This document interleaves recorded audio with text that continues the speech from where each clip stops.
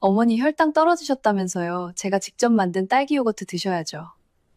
홍천 산골 펜션 카메라 앞에서 억지 웃음을 짓던 며느리 미란. 하지만 그 요거트 향은 이상하리만큼 씁쓸하고 차가웠습니다. 그 순간 어린 손자가 달려와 외쳤습니다. 할머니, 나도 한 입! 미란의 얼굴이 무너지는 걸 본 저는 깨달았습니다. 이건 효도 여행이 아니라 저를 묻으려는 여행이란 걸. 사연 시작 전 구독과 좋아요 버튼 부탁드립니다. 그럼 오늘의 이야기를 시작합니다. 안녕하세요. 저는 올해 71살이 된 이순덕이라고 합니다. 평생을 영등포 시장에서 생선 장사로 살아왔습니다. 새벽 4시면 어김없이 눈이 떠지고 고무장화 신고 시장 좌판 앞에 앉는 게 제 일상이었습니다. 손은 비늘 냄새가 배고 무릎은 30년 쪼그려 앉은 흔적으로 시큰거렸지만 그래도 전 행복했습니다. 아들 진우만큼은 제대로 키워내고 싶었거든요. 진우 아빠는 진우가 3살 때 교통사고로 세상을 떠났습니다. 그 뒤로 전 혼자였습니다. 밤낮 없이 일했습니다. 학원비, 대학 등록금 전부 제 손으로 벌어서 댔습니다. 진우는 착한 아이였습니다. 공부도 잘했고 대학도 장학금 받아 다녔습니다. 졸업 후엔 중견기업에 취직해서 성실하게 일했습니다. 그러다 5년 전 진우가 미란이를 데려왔습니다. 엄마, 결혼하고 싶어요. 미란이는 곱상하게 생긴 여자였습니다. 말도 공손했고 첫인상은 나쁘지 않았습니다. 결혼식은 소박하게 치렀습니다. 저도 그 즈음 장사를 그만두고 요양보호사 일을 시작했습니다. 나이가 드니 무거운 생선 박스 나르는 게 힘들더라고요. 요양보호사는 힘들지만 마음은 편했습니다. 어르신들 곁에서 말벗도 되어드리고 약 챙겨드리고 산책도 함께 다녔습니다. 그렇게 1년쯤 지났을 때 손자 하람이가 태어났습니다. 통통하고 까만 눈망울을 가진 예쁜 아기였습니다. 미란이는 육아에 전념한다며 회사를 그만뒀습니다. 진우는 돈을 더 벌겠다며 야근을 마다하지 않았고요. 저도 요양보호사 일을 하면서 틈틈이 손자를 봐줬습니다. 그런데 뭔가 이상했습니다. 미란이는 집에 있으면서도 아이를 제대로 안 돌봤습니다. 기저귀는 축축한 채로 방치되고 분유는 식은 채로 놔뒀습니다. 제가 퇴근하고 가면 하람이는 울다 지쳐 잠들어 있곤 했습니다. 미란아, 애가 왜 이렇게 보챘을까? 아, 어머니. 제가 좀 피곤해서요. 잠깐 눈 붙였더니 시간 가는 줄 몰랐어요. 미란이는 핸드폰만 들여다봤습니다. 쇼핑몰 구경하고 유튜브 보고 누구한테 메시지 보내고 그럴 때마다 얼굴엔 묘한 미소가 번졌습니다. 마치 누군가와 비밀을 공유하는 듯한 그런 표정이었습니다. 머릿속에선 불안감이 스쳤지만 저는 애써 무시했습니다. 며느리를 의심하고 싶지 않았거든요. 며칠 전 일이었습니다. 제가 돌보는 장 회장님 댁에 갔을 때였습니다. 장 회장님은 80대 노인이셨지만 정신은 또렷하셨습니다. 부동산으로 큰 돈을 모으신 분이라 집안도 넓고 깔끔했습니다. 그날도 저는 평소처럼 약을 드리고 식사를 챙겼습니다. 회장님은 거실 소파에 앉아 창밖을 바라보고 계셨습니다. 그러다 갑자기 떨리는 목소리로 말씀하셨습니다. 저 여자 또 왔어. 네, 누가요? 저기, 저 주차장에 서 있는 여자. 예전에도 본 것 같은데. 저는 창밖을 내다봤습니다. 어둠 속에 희미하게 한 여자가 서 있었습니다. 후드티를 입고 고개를 숙인 채 핸드폰을 들여다보고 있었습니다. 거리가 멀어 얼굴은 잘 안 보였지만 묘하게 익숙한 실루엣이었습니다. 회장님, 저 사람 아세요? 모르지. 근데 자꾸 이 집 근처에 서성이더라고. 뭔가 수상해. 저는 가슴이 철렁 내려앉았습니다. 왠지 모를 불안감이 엄습했습니다. 그날 저녁 집에 돌아왔을 때였습니다. 현관문을 열고 들어서는데 베란다에서 낮은 목소리가 들려왔습니다. 미란이의 목소리였습니다. 누군가와 통화하고 있었습니다. 저는 신발을 조심스럽게 벗으며 귀를 기울였습니다. 응, 이번 주말에 홍천으로 가. 거기서 끝낼 거야. 끝낸다고? 무슨 일을 끝낸다는 걸까? 딸기 요거트 준비 다 됐어. 이번엔 실수 없을 거야. 저는 숨을 죽이고 더 들었습니다. 태수 오빠도 같이 가는 거 맞지? 그럼 완벽하겠네. 이번엔 정말 깔끔하게 정리할게. 태수? 그게 누구지? 진우가 형이라 부르는 사람? 저는 온몸에 소름이 돋았습니다. 미란이가 뭔가를 계획하고 있다는 걸 직감했습니다.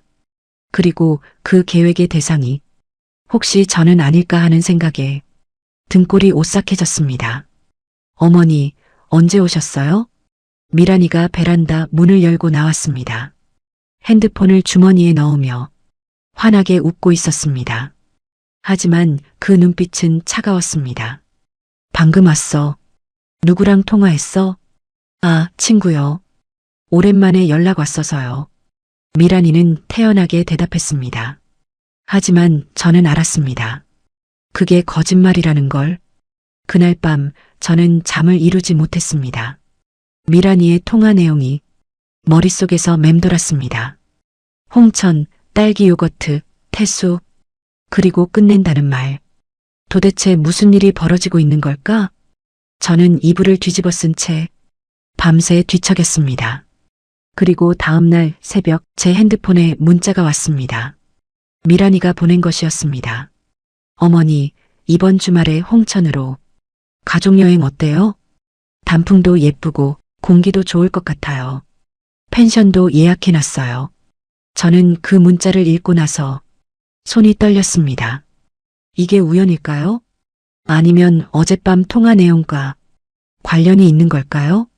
불안감이 점점 커져갔습니다. 그날 아침 저는 장 회장님 댁으로 출근했습니다. 평소보다 일찍 도착했습니다.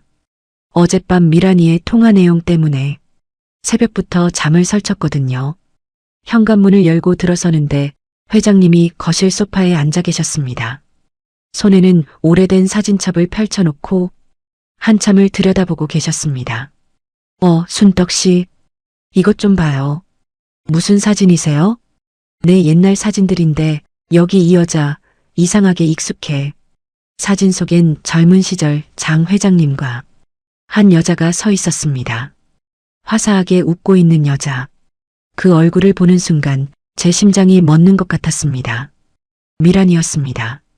아니, 정확히는 미란이와 너무나 닮은 여자였습니다. 헤어스타일도 얼굴 윤곽도 눈매까지 똑같았습니다. 회장님, 이 사람은 누구세요? 제 목소리가 떨렸습니다. 내 옛날 비서였던 여자야. 20년도 더 됐나? 이름이 뭐였더라? 박미란? 아니, 다른 이름이었는데. 제 손이 부들부들 떨렸습니다. 박미란이라니. 미란이의 본명이 바로 박미란이었습니다. 그 사람 어떻게 됐어요? 글쎄, 갑자기 사라졌지. 돈 좀 빌려달라고 조르더니 어느 날 감쪽같이 연락이 끊겼어. 그때 좀 수상쩍었는데 회장님은 사진을 한참 들여다보다가 고개를 저으셨습니다.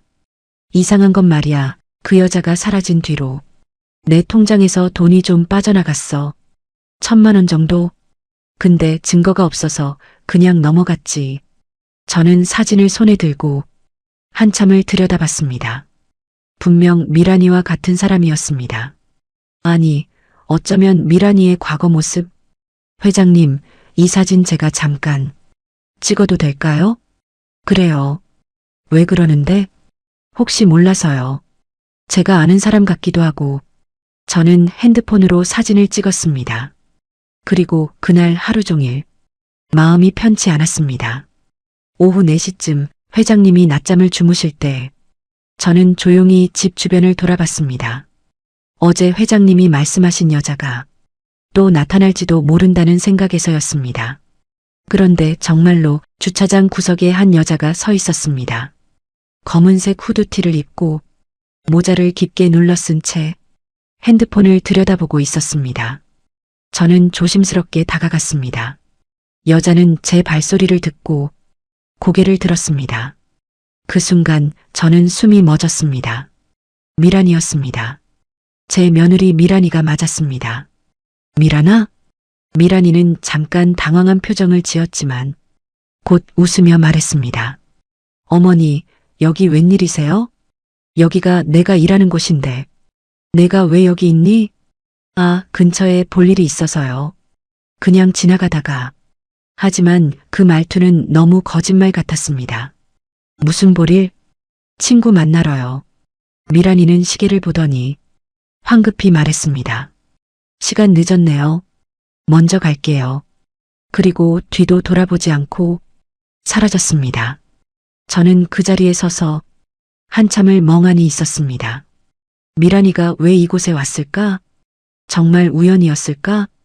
아니면 장 회장님을 노리고 있는 걸까? 저녁 6시쯤 저는 퇴근하고 집에 돌아왔습니다. 현관문을 열고 들어서는데 미란이가 부엌에서 뭔가를 만들고 있었습니다. 어머니, 오셨어요? 요거트 만들었어요. 요거트?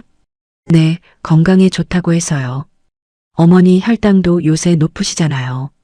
이거 드시면 좋을 것 같아서요. 미란이는 환하게 웃으며 플라스틱 통을 건넸습니다. 딸기가 박힌 하얀 요거트였습니다. 보기엔 예뻤지만 제 손은 떨렸습니다. 어젯밤 통화에서 들었던 그 딸기 요거트였습니다. 고마워. 나중에 먹을게. 지금 드세요. 신선할 때 먹어야 맛있어요. 미란이가 스푼까지 건넸습니다.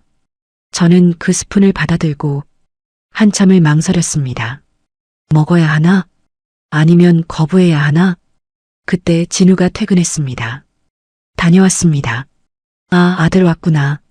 저는 재빨리 요거트를 냉장고에 넣었습니다. 엄마, 요거트 안 드세요? 미란이가 물었습니다.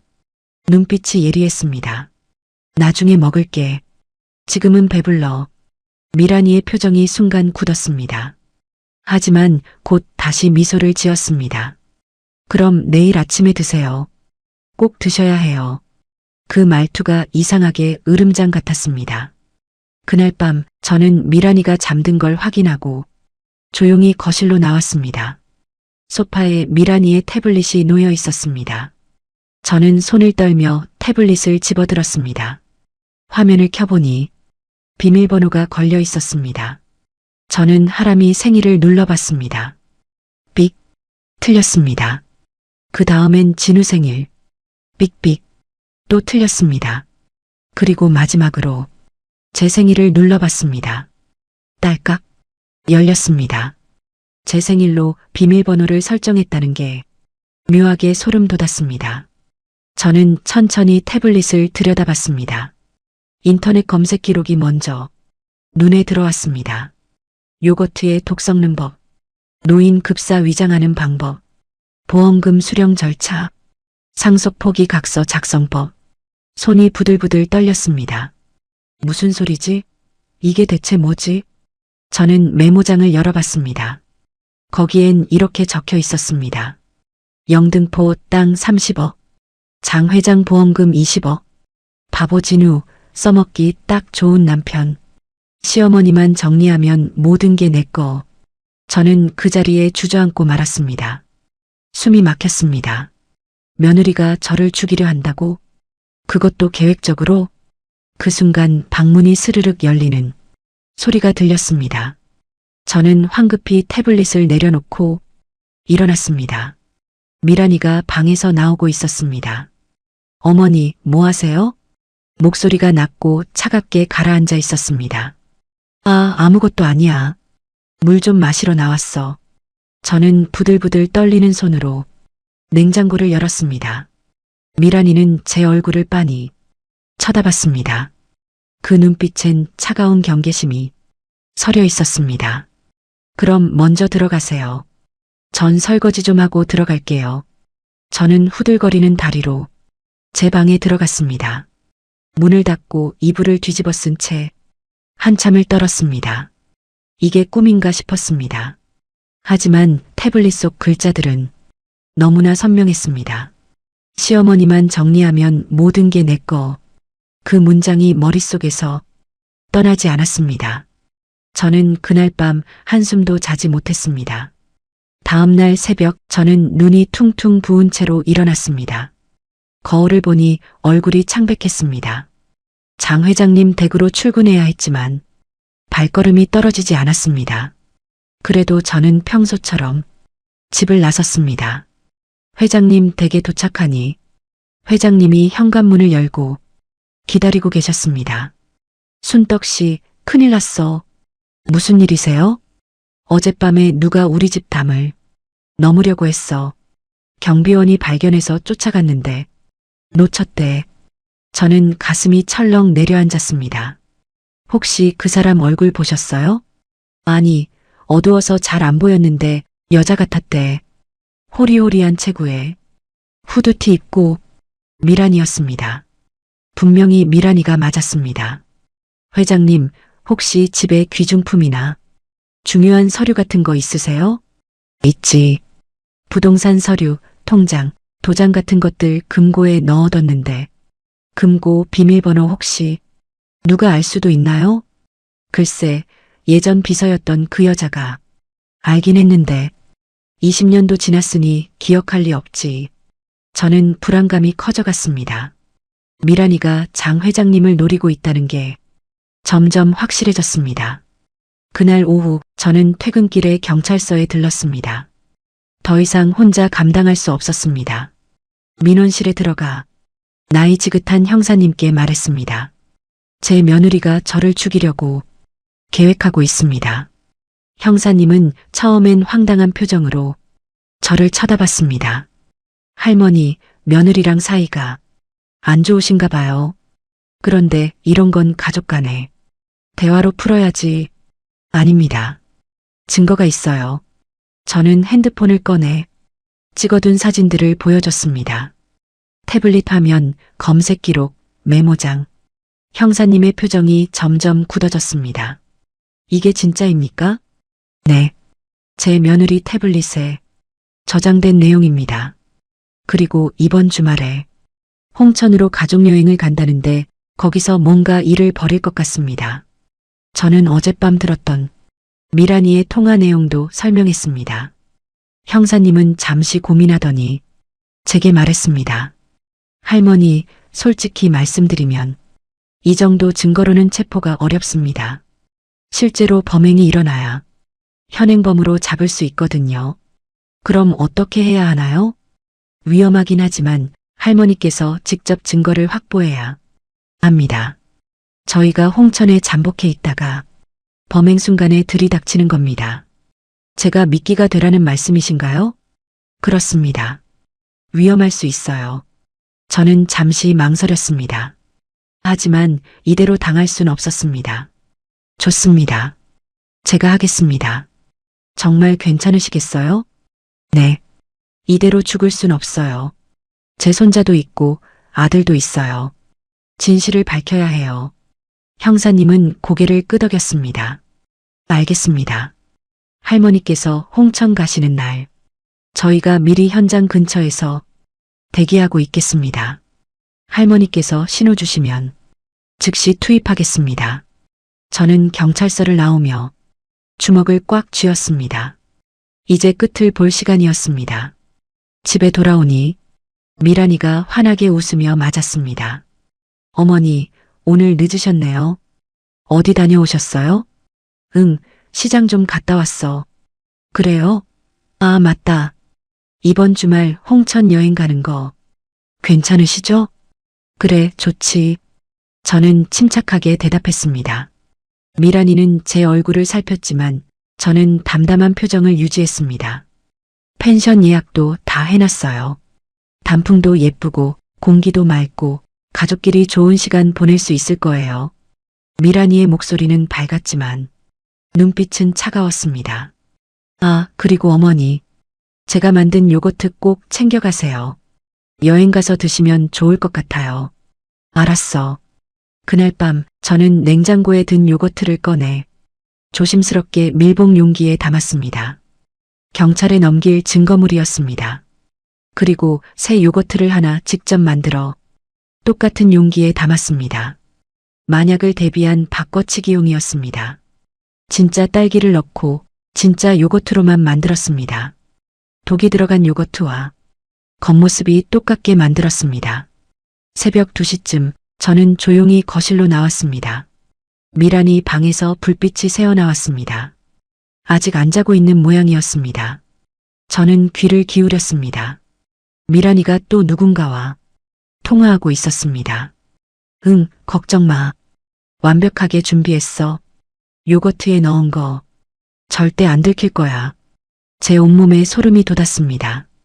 토요일 오후 2시쯤 펜션 도착하면 바로 시작할 거야. 라이브 방송 켜놓고 효부 컨셉으로 가는 거지. 그럼 아무도 의심 안 해. 미란이의 목소리가 점점 낮아졌습니다. 태수 오빠는 밖에서 대기하고 있다가 혹시 모를 상황에 대비하는 거고 이번엔 정말 완벽할 거야. 저는 숨을 죽이고 더 들었습니다. 장 회장 것도 이번 주 안에 처리할 거야. 어차피 비밀번호 알고 있으니까 금고 여는 건 시간 문제야. 일단 시어머니부터 정리하고 그 다음이 장 회장이야. 제 손이 부들부들 떨렸습니다. 미란이는 저뿐만 아니라 장 회장님까지 노리고 있었습니다. 돈 때문에, 탐욕 때문에. 좋아, 그럼 토요일에 보자. 이번이 마지막이야. 이번만 성공하면 우리 인생 바뀌는 거야. 통화가 끝났습니다. 저는 황급히 제 방으로 들어갔습니다. 문을 닫고 가슴을 쓸어내렸습니다. 토요일 이틀 뒤였습니다.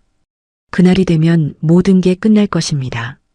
진실이 밝혀지거나 아니면 제가 정말로 위험해지거나 저는 핸드폰을 꺼내 형사님께 문자를 보냈습니다. 토요일 오후 2시 홍천 단풍 펜션 꼭 와주세요. 금요일 밤 저는 잠을 설쳤습니다. 내일이면 모든 게 끝난다는 생각에 가슴이 두근거렸습니다. 새벽 5시쯤 저는 일어나 짐을 챙겼습니다. 옷가지, 세면도구, 그리고 바꿔치기 할 진짜 요거트, 모든 걸 쿨러백에 조심스럽게 담았습니다. 거실로 나가니 미란이가 벌써 일어나 있었습니다. 어머니, 일찍 일어나셨네요. 응, 잠이 안 와서. 오늘 날씨 좋네요. 여행 가기 딱 좋은 날이에요. 미란이는 환하게 웃었습니다. 하지만 그 웃음이 너무 차갑게 느껴졌습니다. 아침 9시쯤 진우가 차를 끌고 왔습니다.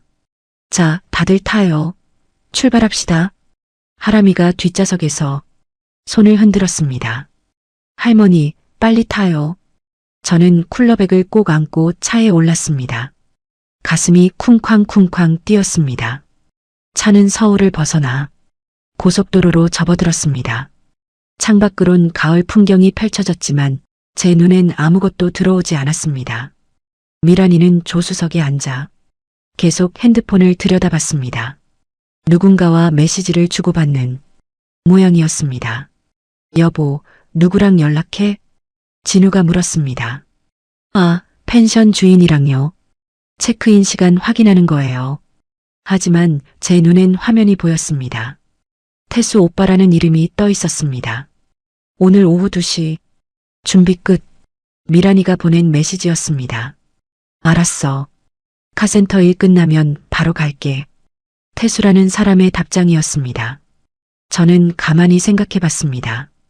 진우가 형이라고 부르는 사람, 미란이와 은밀히 연락하는 사람, 공범이 분명했습니다.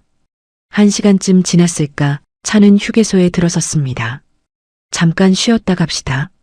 진우가 차를 세웠습니다. 하람이가 화장실 가고 싶다며 칭얼거렸습니다. 엄마 화장실. 알았어. 엄마가 데려갈게. 미란이가 하람이 손을 잡고 화장실로 갔습니다. 진우도 커피 사러 매점으로 갔습니다. 저는 차 안에 혼자 남았습니다. 그때 미란이의 핸드폰이 조수석에 놓여 있는 게 보였습니다. 저는 주위를 살피고 조심스럽게 핸드폰을 집어들었습니다. 화면을 켜니 비밀번호가 걸려 있지 않았습니다. 급하게 나간 모양이었습니다. 저는 메시지를 열어봤습니다. 태수와의 대화 내용이 쭉 있었습니다. 오늘 펜션 뒤쪽 창고에서 대기해. 내가 신호 보내면 들어와. 알았어. 칼은 준비했어. 혹시 모를 상황 대비해서. 칼? 왜 칼을? 저는 손이 떨렸습니다. 더 스크롤을 올려봤습니다. 요거트만으로 안 될 수도 있어. 그럴 땐 직접 처리해야 해. 걱정 마. 산속이니까. 아무도 몰라. 사고사로 처리하면 돼. 저는 숨이 막혔습니다. 미란이는 요거트뿐만 아니라 더 직접적인 방법까지 준비했습니다. 어머니, 뭐 하세요? 뒤에서 미란이의 목소리가 들렸습니다. 저는 화들짝 놀라 핸드폰을 내려놨습니다. 아무것도 아니야. 미란이는 제 얼굴을 빤히 쳐다봤습니다. 그 눈빛이 예리했습니다. 핸드폰 만지셨어요? 아니, 그냥 떨어질까봐. 안쪽으로 밀어뒀어. 미란이는 핸드폰을 집어들고 화면을 확인했습니다. 다행히 메시지 앱을 닫아놨습니다. 그러세요. 미란이는 의심스러운 표정으로 핸드폰을 주머니에 넣었습니다. 차는 다시 출발했습니다. 1시간쯤 더 달렸을까 차는 홍천 산골길로 접어들었습니다. 도로 양옆으론 울긋불긋한 단풍나무가 늘어서 있었습니다. 와, 예쁘다. 하람이가 창밖을 보며 소리쳤습니다. 그치? 할머니랑 여행 와서 기분 좋지? 미란이가 하람이를 쓰다듬으며 말했습니다. 하지만 그 손길은 차갑게 느껴졌습니다. 오후 1시 50분쯤 차는 펜션 앞에 멈췄습니다. 나무로 지어진 아담한 펜션이었습니다. 주변엔 아무도 없었습니다. 산속 한가운데 고립된 공간. 저는 가슴이 두근거렸습니다. 자, 어머니. 내려요. 미란이가 차 문을 열어줬습니다. 저는 쿨러백을 꼭 안고 내렸습니다. 펜션 안은 깔끔했습니다. 거실엔 큰 창문이 있어 밖 풍경이 한눈에 들어왔습니다.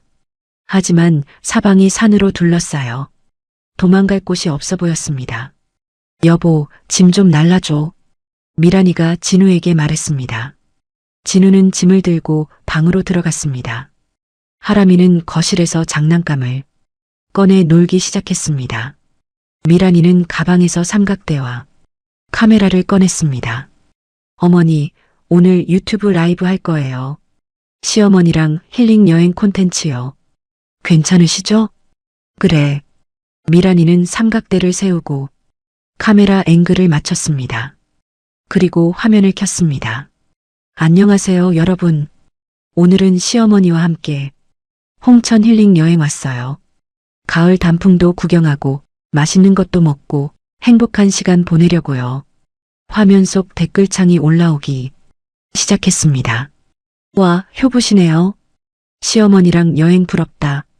가족 사랑 보기 좋아요. 미란이는 환하게 웃으며 댓글을 읽어줬습니다.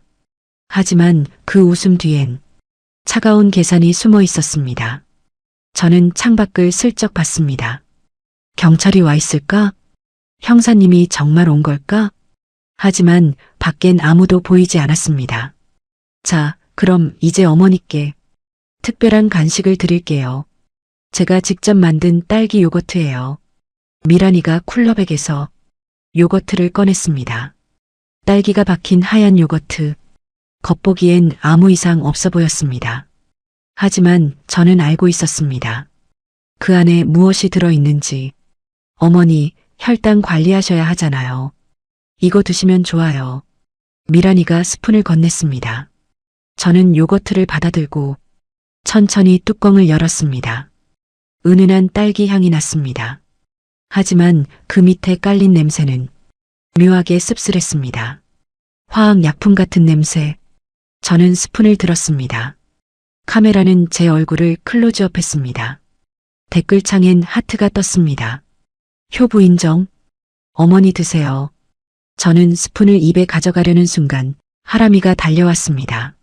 할머니, 나도 한 입. 하람이가 제 손을 잡아당겼습니다. 그 순간 미란이의 얼굴이 확 굳어지는 게 보였습니다. 하람아, 안 돼.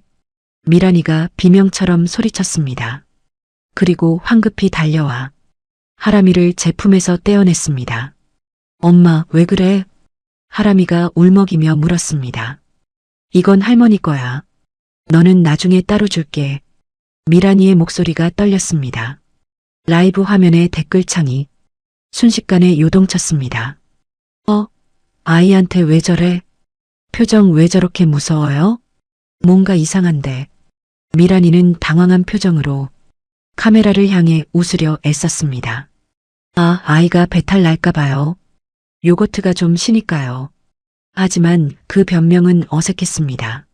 저는 그 틈을 놓치지 않았습니다. 미란아, 나 화장실 좀 다녀올게. 네, 지금요? 응, 급해서. 저는 요거트를 테이블에 내려놓고 일어섰습니다.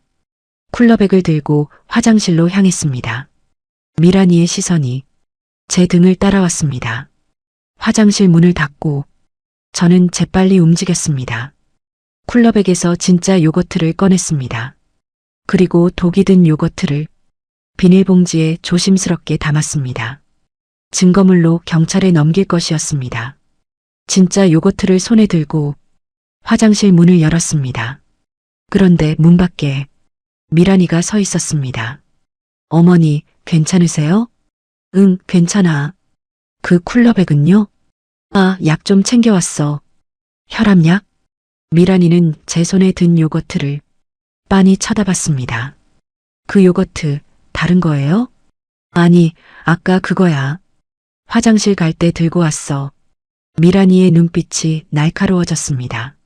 뭔가 의심하는 게 분명했습니다. 그럼 어서 드세요. 식기 전에 저는 거실로 돌아왔습니다. 라이브는 여전히 켜져 있었고 시청자 수는 200명을 넘어섰습니다. 저는 요거트를 들고 천천히 스푼을 떴습니다. 미란이가 제 얼굴을 빤히 쳐다보고 있었습니다. 카메라도 저를 클로즈업했습니다. 저는 스푼을 입에 가져갔습니다. 그리고 한 입 먹었습니다. 달콤한 딸기 맛이 입안에 퍼졌습니다. 바꿔치기가 성공했습니다.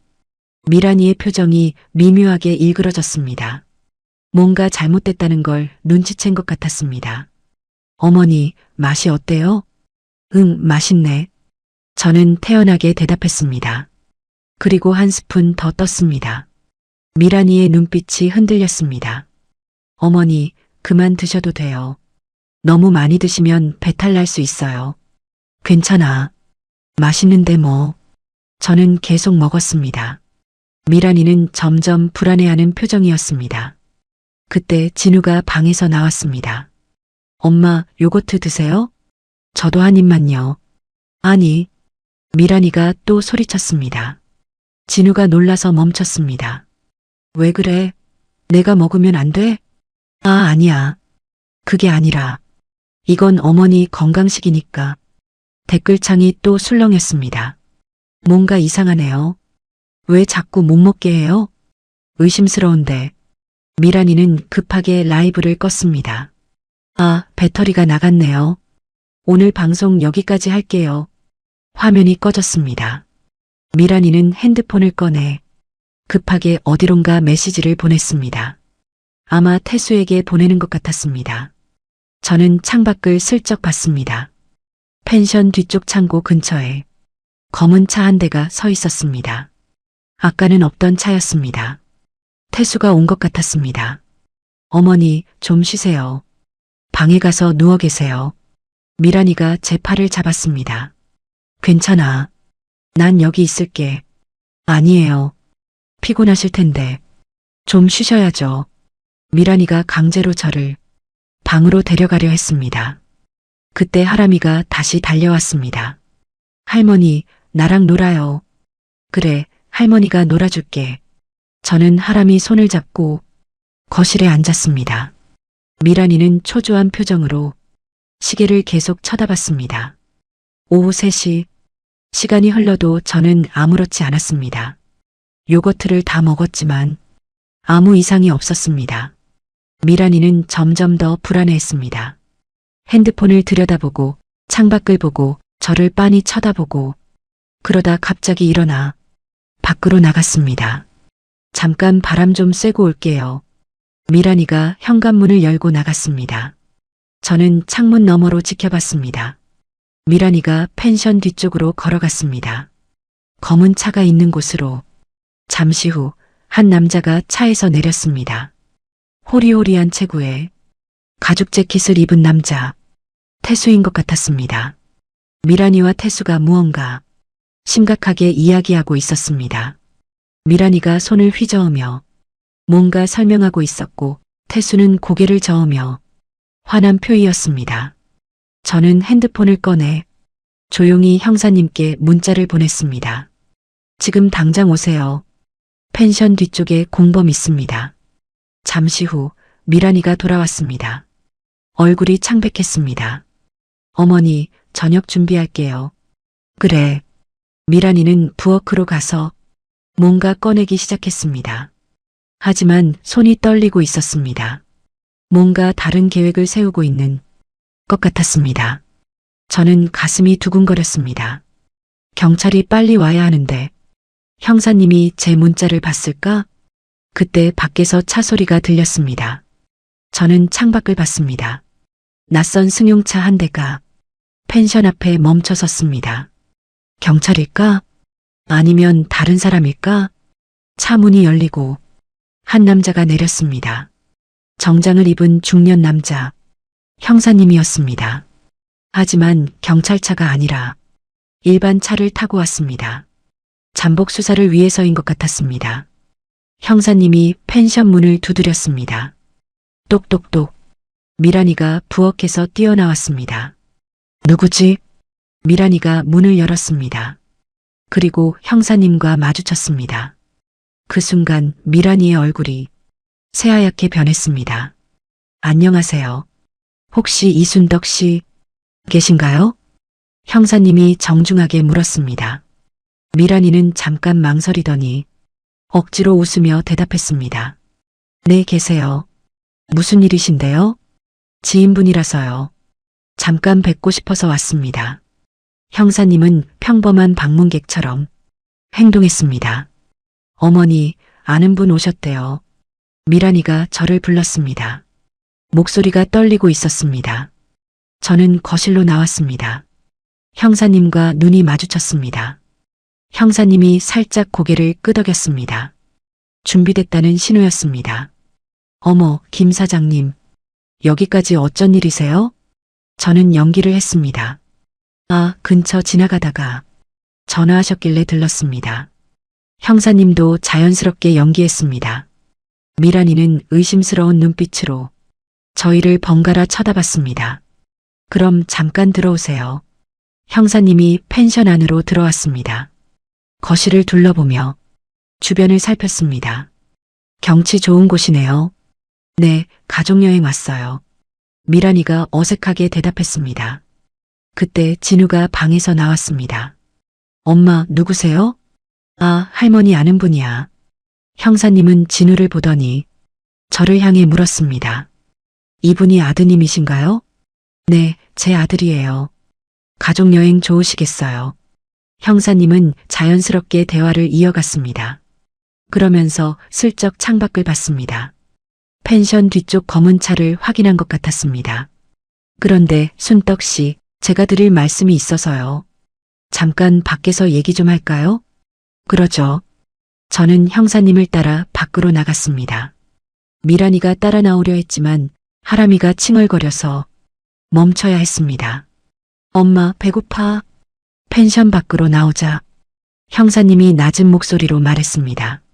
할머니, 동료들이 펜션 주변에 다 배치돼 있습니다. 뒤쪽 검은 차도 감시 중이고요. 다행이네요.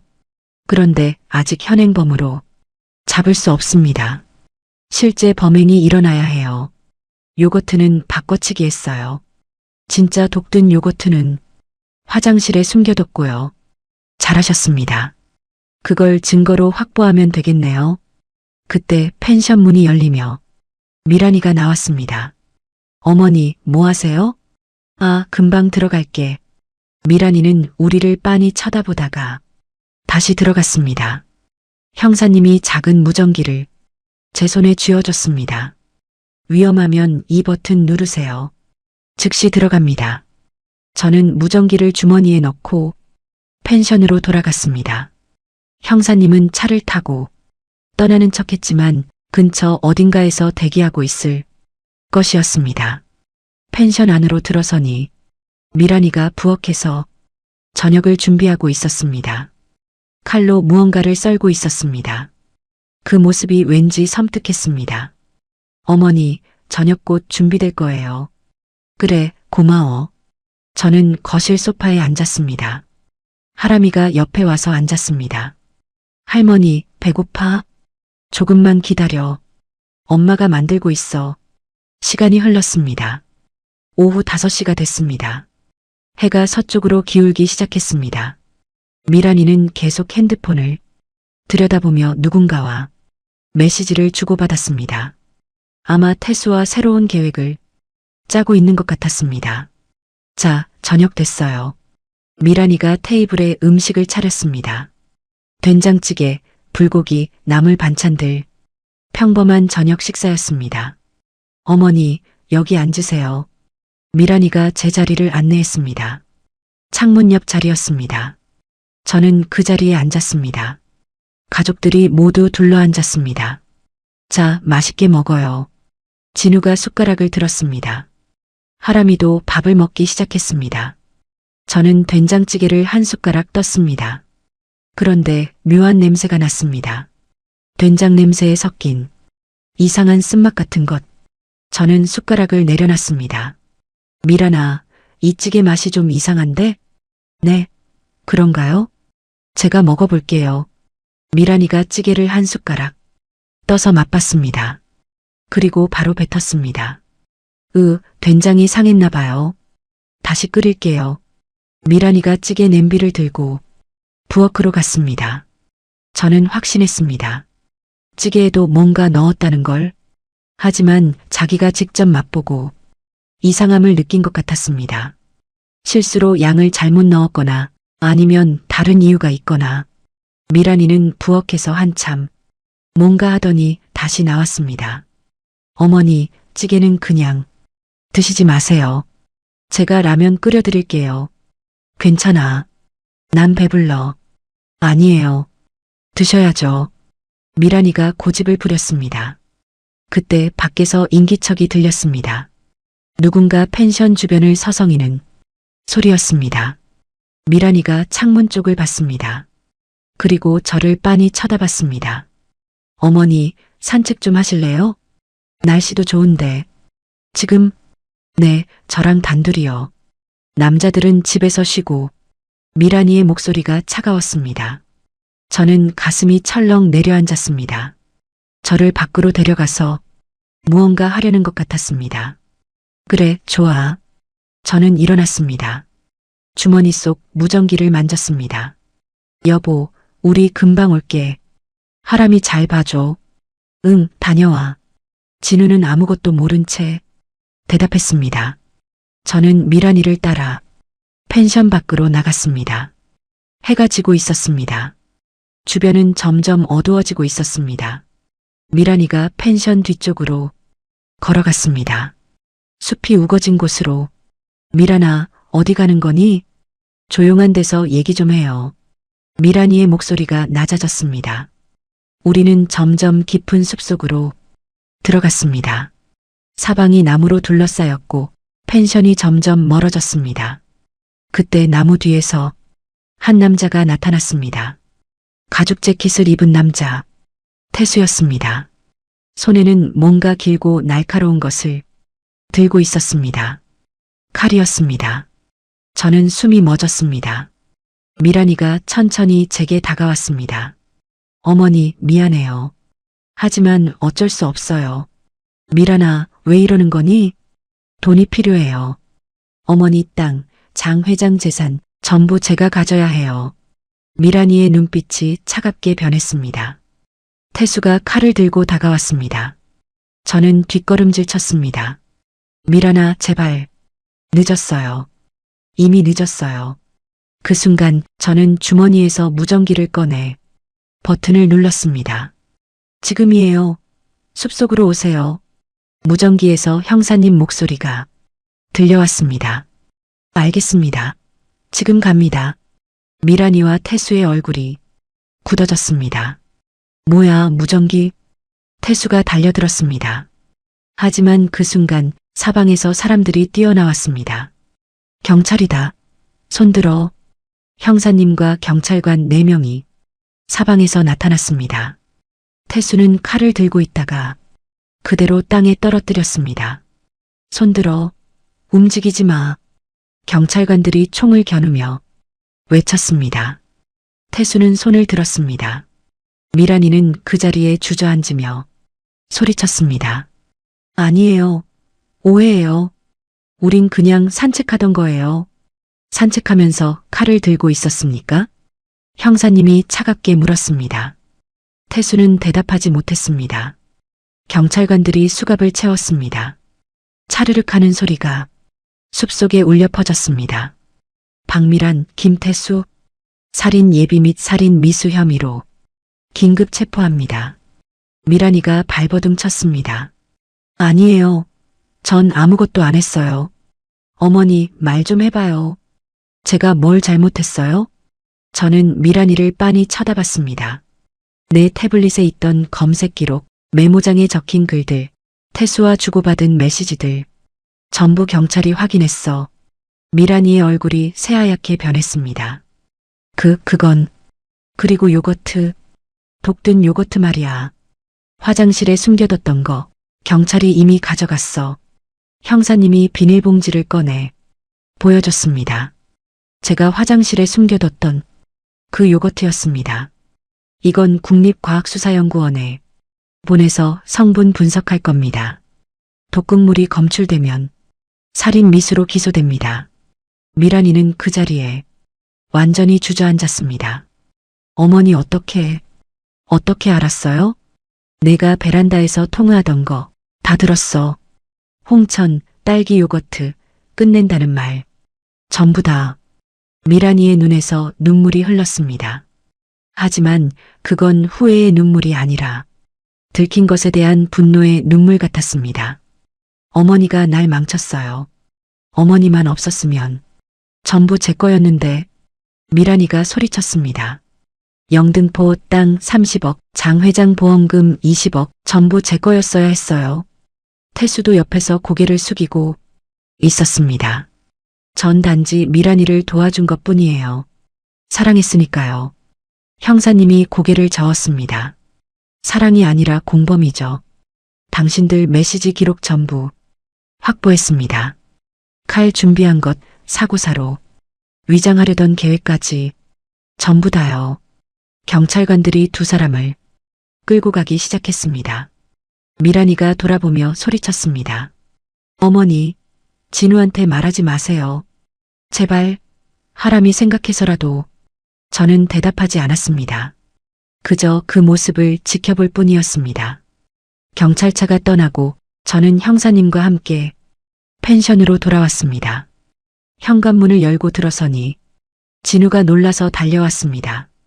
엄마, 무슨 일이에요? 밖에서 소란스러운 소리 들렸는데 미란이는요? 저는 한참을 말없이 서 있었습니다. 어떻게 말해야 할지 몰랐습니다. 형사님이 대신 말했습니다. 따님께서 심각한 범죄를 계획하고 있었습니다. 지금 체포됐습니다. 네, 무슨 소리예요? 진우의 얼굴이 창백해졌습니다. 미란이가 무슨 범죄를요? 어머님을 살해하려 했습니다. 재산 때문에요. 진우는 그 자리에 주저앉았습니다. 거짓말이죠? 그럴 리가 없어요. 미란이가 왜 엄마를... 아들아. 저는 진우 옆에 앉았습니다. 미란이는 처음부터 우리 재산을 노리고 있었어. 날 죽이고 장 회장님 재산까지 가로채려고 했어. 저는 모든 것을 설명했습니다. 태블릿 검색 기록, 태수와의 공모, 독든 요거트까지. 진우는 듣는 내내 고개를 떨구고 눈물만 흘렸습니다.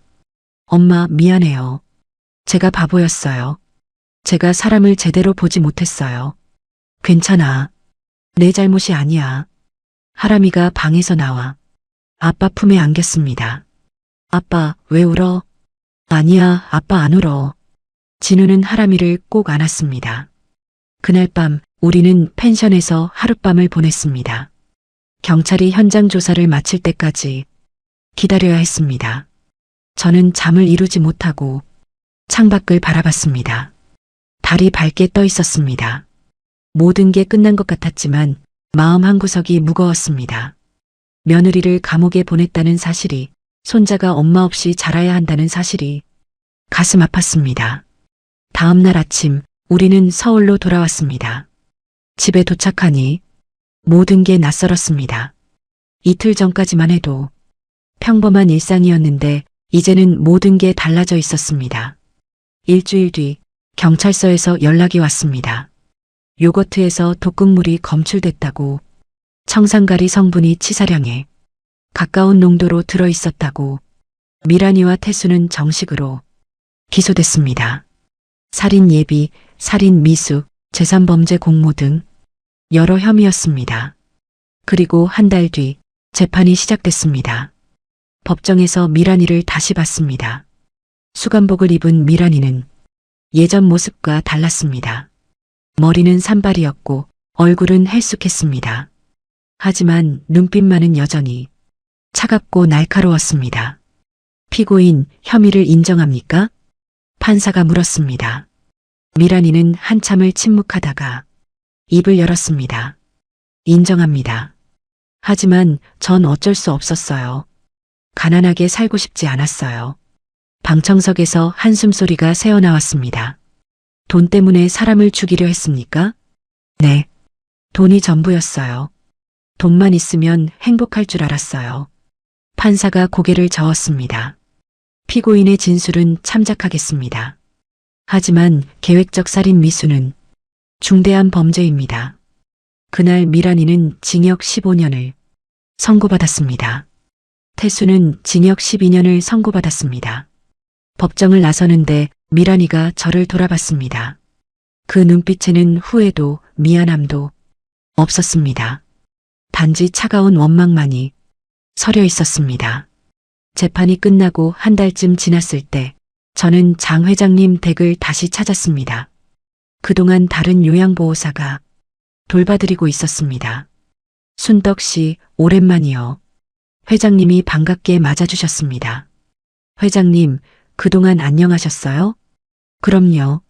근데 큰일을 겪었다면서요? 신문에서 봤어요. 네, 좀 힘든 일이 있었습니다. 저는 회장님께 그동안의 일을 자세히 설명해 드렸습니다. 미란이가 회장님까지 노렸다는 것, 금고 비밀번호를 알고 있었다는 것, 모든 계획을 들었습니다. 회장님은 깊은 한숨을 쉬셨습니다. 그 여자가 정말 내 옛날 비서 박미란이 맞았군요. 20년 만에 이런 식으로 다시 나타날 줄이야. 회장님, 금고 비밀번호 바꾸시는 게 좋겠어요. 이미 바꿨어요. 그리고 순떡 씨 덕분에 목숨 건진 셈이니 제가 보답을 해야죠. 아니에요, 괜찮습니다. 아니에요. 제 변호사 통해서 유언장을 새로 작성했어요. 제 재산 중 일부를 순덕 씨 손자 앞으로 신탁하기로 했어요. 저는 깜짝 놀랐습니다. 회장님, 그럴 필요 없어요. 아니에요. 그 아이는 죄가 없잖아요. 엄마 때문에 고생할 텐데 적어도 교육은 제대로 받게 해주고 싶어요. 회장님의 눈빛이 따뜻했습니다. 5억 원 정도 교육 신탁으로 만들어뒀어요. 하람이가 대학 갈 때까지 쓸 수 있게요. 저는 눈물이 났습니다. 회장님, 정말 감사합니다. 제가 더 감사하죠. 순덕 씨 아니었으면 전 벌써 이 세상 사람 아니었을 거예요. 집으로 돌아오는 길, 저는 가슴이 벅찼습니다. 하람이의 미래가 조금이나마 보장된 것 같아 안심이 됐습니다. 집에 도착하니 진우가 거실에서 서류를 보고 있었습니다. 엄마 오셨어요? 응, 무슨 서류 봐? 이혼 서류요. 미란이가 교도소에서 보냈어요. 진우의 목소리가 가라앉아 있었습니다. 아들아, 괜찮겠니? 괜찮아요. 이미 마음 정리했어요. 하람이 키우는데 집중할 거예요. 진우는 씁쓸하게 웃었습니다. 엄마, 제가 정말 바보였죠? 아니야. 내가 착한 거지. 착한 게 바보인가 봐요. 사람을 제대로 못 봤으니까요. 저는 진우의 어깨를 토닥였습니다. 이제 다시 시작하면 돼. 하람이랑 엄마랑 셋이서 잘 살아보자. 네, 엄마. 그날 밤 저는 오랜만에 편히 잠들 수 있었습니다. 그리고 며칠 뒤 경찰서에서 또 연락이 왔습니다. 미란이가 추가 진술을 했다고. 저는 경찰서로 갔습니다. 형사님이 저를 맞았습니다. 할머니, 큰 소식이 있습니다. 무슨 소식인데요? 미란이가 자백했습니다. 장 회장 말고도 다른 노인 2명을 같은 수법으로 노렸었다고요. 저는 깜짝 놀랐습니다. 다른 노인들도요? 네. 다행히 실행 전에 잡혔지만 이미 접근은 해놨더라고요. 요양보호사로 위장해서 집안 사정을 파악하고 재산이 많은 노인들을 타깃으로 삼았대요. 세상에. 그리고 태수도 자백했습니다. 미란이랑 오래전부터 이런 일을 계획해왔다고요. 할머니 사건이 처음이 아니라는 거죠. 저는 등골이 오싹했습니다. 혹시 다른 피해자도 있나요? 지금 수사 중입니다.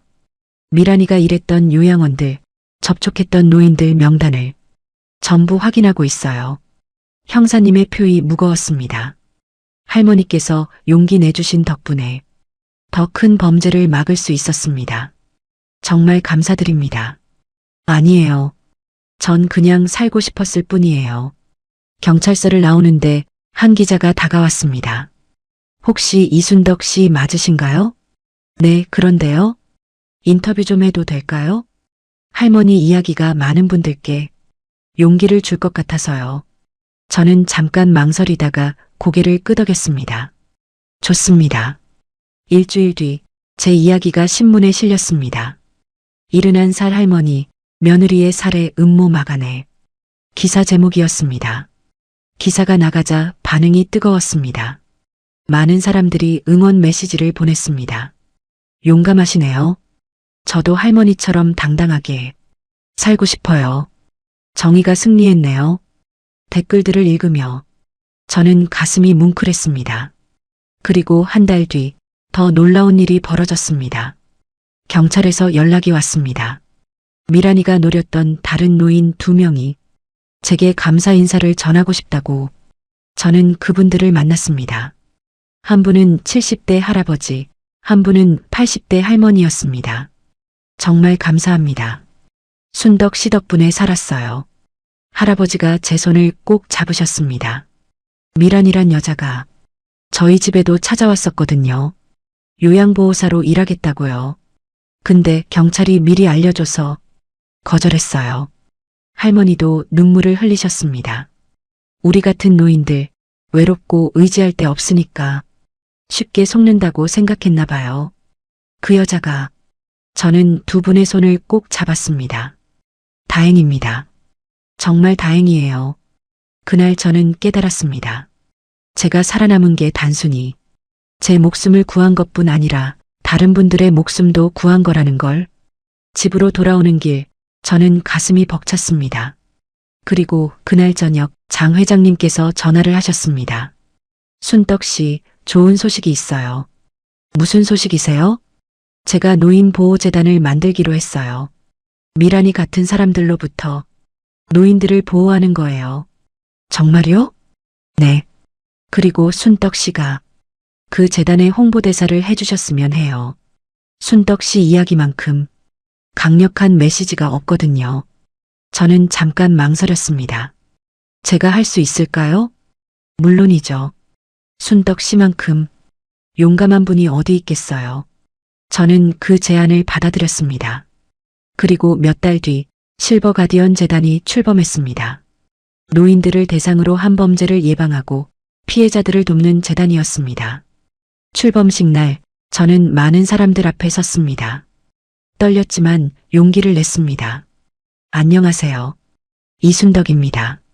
저는 며느리에게 죽을 뻔했습니다. 하지만 포기하지 않았습니다.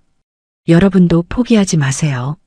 나이가 들었다고 해서 당해야 하는 건 없습니다. 우리에게도 존엄이 있고 권리가 있습니다. 박수가 터져 나왔습니다. 저는 그 박수 소리를 들으며 눈물을 흘렸습니다.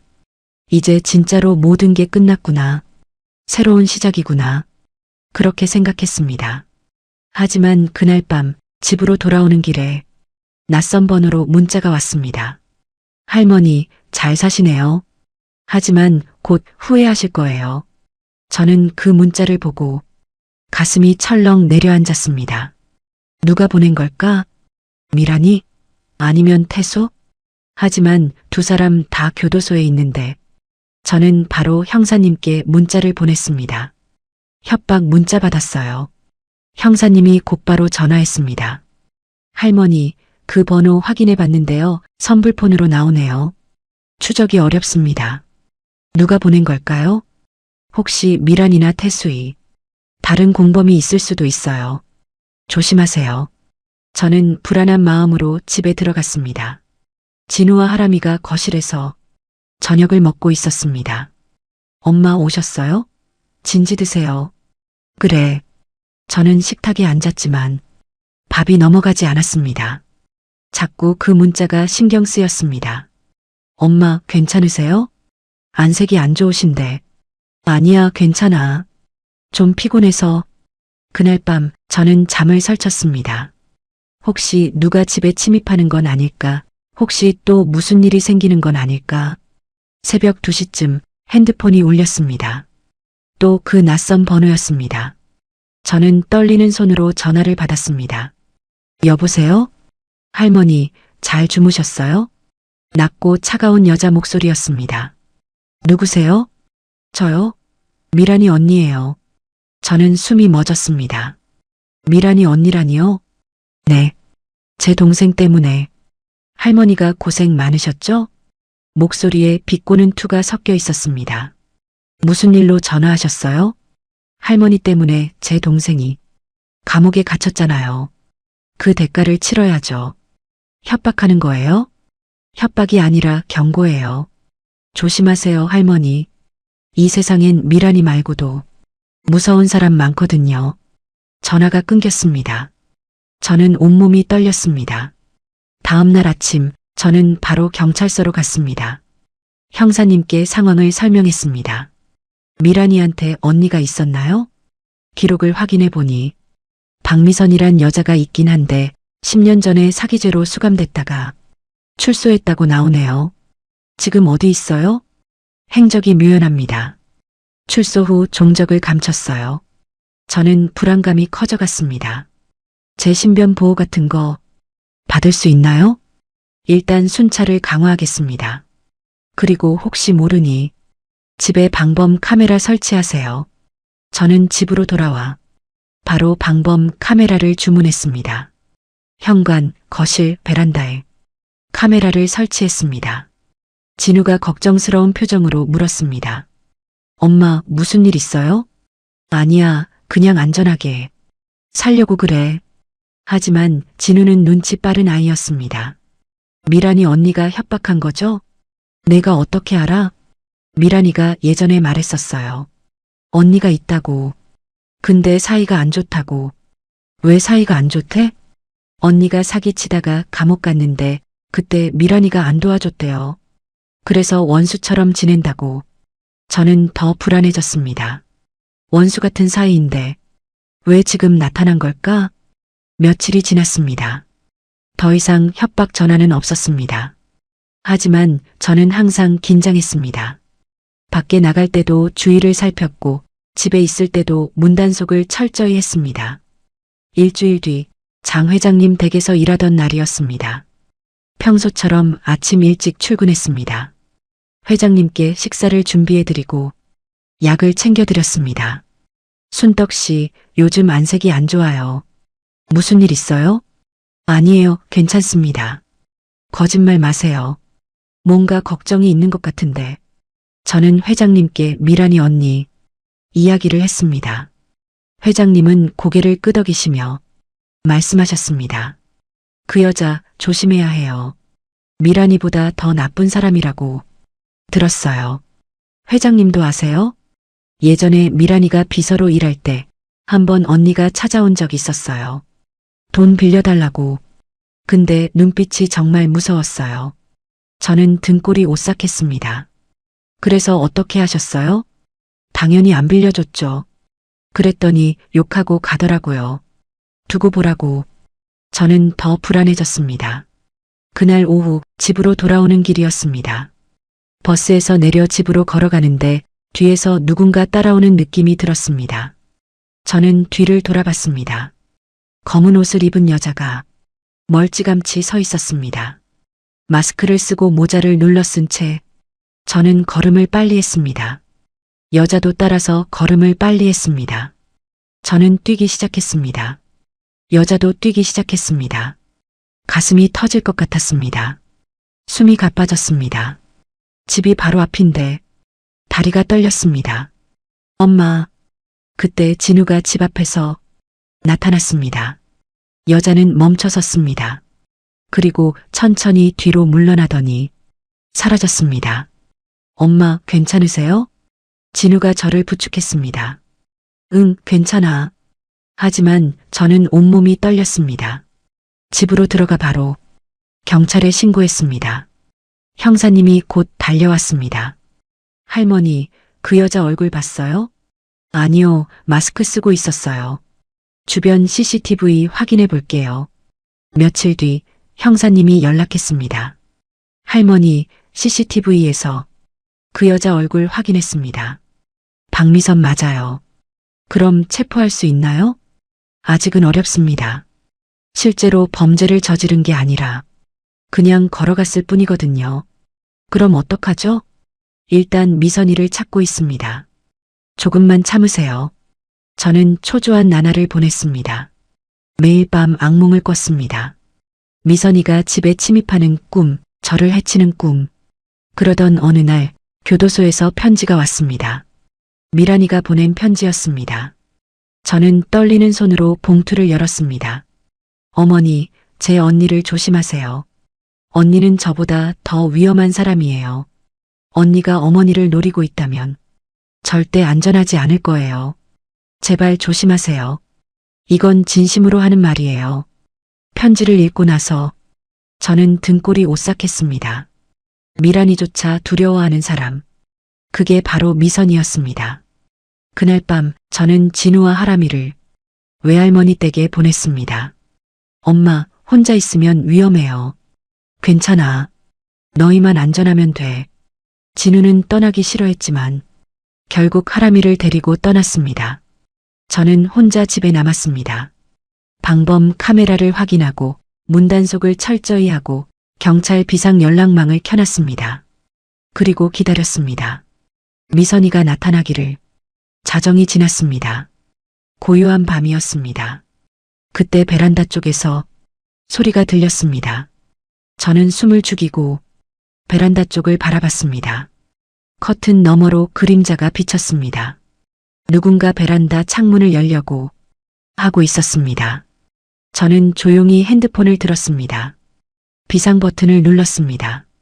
경찰의 신호가 갔을 것입니다. 창문이 조금씩 열렸습니다.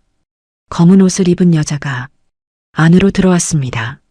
마스크를 벗은 얼굴, 미란이와 닮았지만 더 날카롭고 차가운 인상, 박미선이었습니다. 할머니, 오래 기다리셨죠? 미선이가 낮은 목소리로 말했습니다. 무슨 일로 왔어요? 저는 침착하게 물었습니다. 제 동생 인생 망친 사람한테 인사하러 왔죠. 미선이가 천천히 다가왔습니다. 손에는 뭔가 들려 있었습니다. 미란이는 스스로 선택한 거예요. 제 잘못이 아니에요. 그래도 할머니 때문에 제 동생이 감옥에 갇혔잖아요. 미선이의 목소리에 분노가 섞였습니다. 동생을 살해하려던 사람을 막은 게 잘못인가요? 잘못이죠. 가족을 배신한 거잖아요. 미선이가 한 발짝 더 다가왔습니다. 저는 뒷걸음질 쳤습니다. 저는 가족을 지킨 거예요. 제 아들과 손자를요. 그래서 제 동생은 버려도 되나요? 미선이의 눈빛이 날카로워졌습니다. 미선 씨, 미란이가 한 짓 알고 계세요? 사람을 죽이려 했어요. 독을 탔어요. 알아요. 동생이 편지로 다 썼어요. 근데 그게 어때서요? 살아남기 위해서였잖아요. 미선이의 생각이 비틀려 있었습니다. 사람 목숨이 돈보다 소중한 거 아닌가요? 돈 없으면 못 살아요. 할머니는 몰라요. 가난이 얼마나 무서운지. 미선이가 주먹을 쥐었습니다. 저도 가난했어요. 평생 시장에서 생선 팔면서 손 닳도록 일했어요. 하지만 사람은 안 해쳤어요. 그건 할머니가 운이 좋았던 거예요. 미선이가 한 걸음 더 다가왔습니다. 바로 그 순간 밖에서 사이렌 소리가 들렸습니다. 경찰이 온 것입니다. 미선이의 얼굴이 굳어졌습니다. 경찰 불렀어요? 네. 당신이 들어오기 전에요. 현관문이 벌컥 열렸습니다. 형사님과 경찰관들이 뛰어들어왔습니다. 손들어. 움직이지 마. 미선이는 잠깐 망설이다가 손을 들었습니다. 박미선 주거침입 및 협박 혐의로 체포합니다. 경찰관이 수갑을 채웠습니다. 미선이가 저를 빤히 쳐다봤습니다. 할머니, 이게 끝이 아니에요. 끝이에요. 이제 진짜 끝이에요. 저는 단호하게 말했습니다. 미선이가 끌려나갔습니다. 형사님이 제게 다가왔습니다. 할머니, 괜찮으세요? 네, 괜찮습니다. 용감하셨습니다. 혼자 남아서 미끼가 되다니. 제 가족을 지키고 싶었어요. 경찰이 떠나고 저는 주저앉아 한참을 울었습니다. 두려웠던 마음, 불안했던 시간, 모든 게 한꺼번에 쏟아졌습니다. 다음 날 아침, 진우와 하람이가 돌아왔습니다. 엄마, 괜찮으세요? 진우가 저를 꼭 안았습니다. 괜찮아. 이제 다 끝났어. 하람이도 제 품에 안겼습니다. 할머니, 무서웠어요? 아니야. 할머니는 안 무서웠어. 너희가 있으니까. 일주일 뒤, 미선이도 재판을 받았습니다. 주거침입, 협박, 스토킹 혐의로 징역 5년을 선고받았습니다. 이제 정말로 모든 게 끝났습니다. 그리고 한 달 뒤, 저는 실버 가디언 재단에서 강연을 했습니다. 많은 노인들이 모였습니다. 여러분, 저는 죽을 뻔했습니다. 하지만 포기하지 않았습니다. 나이가 들었다고 해서 당해야 하는 건 없습니다. 우리도 싸울 수 있습니다. 우리도 이길 수 있습니다. 박수가 터져 나왔습니다. 강연이 끝나고 한 할머니가 제게 다가왔습니다. 순떡 씨, 용기 얻었어요. 저도 며느리한테 당하고 있었는데 이제 신고할 거예요. 저는 그 할머니의 손을 잡았습니다. 잘하셨어요. 참지 마세요. 집으로 돌아오는 길, 저는 가슴이 뿌듯했습니다. 제 경험이 다른 분들께 도움이 될 수 있다니. 집에 도착하니 진우가 저녁을 준비하고 있었습니다. 엄마 오셨어요? 오늘 제가 엄마 좋아하시는 된장찌개 끓였어요. 고마워, 아들. 식탁에 둘러앉아 저녁을 먹었습니다. 진우, 하람이, 그리고 저. 셋이서 행복하게 밥을 먹었습니다. 할머니, 나 오늘 유치원에서 칭찬받았어. 하람이가 신나게 말했습니다. 그래, 우리 하람이 대단하네. 저는 하람이 머리를 쓰다듬었습니다. 이 아이가 잘 자라주기를, 엄마 없이도 행복하게 살기를, 그게 제 소원이었습니다. 그날 밤 저는 오랜만에 평화로운 잠에 들었습니다. 악몽도 없고 두려움도 없이, 그리고 꿈을 꿨습니다. 환한 햇살 아래서 손자와 함께 웃고 있는 꿈. 71살 저는 다시 시작했습니다. 끝까지 시청해주셔서 감사합니다. 좋아요 버튼으로 마음을 표현해주세요.